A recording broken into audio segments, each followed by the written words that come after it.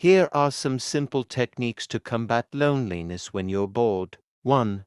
Engage in a hobby. Dive into something you enjoy like drawing, playing a musical instrument, cooking, or gardening. This helps shift focus away from loneliness. 2. Exercise. Physical activity, whether it's a walk, yoga, or a workout, can improve mood and reduce feelings of isolation. 3.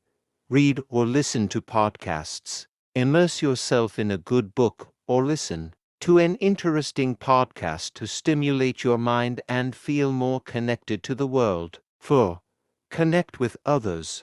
Even if you're physically alone, you can call or video chat with a friend or family member. Socializing, even virtually, can help alleviate loneliness. 5. Learn something new. Take up an online course, watch tutorial videos, or learn a new language. This can both pass the time and provide a sense of accomplishment. 6.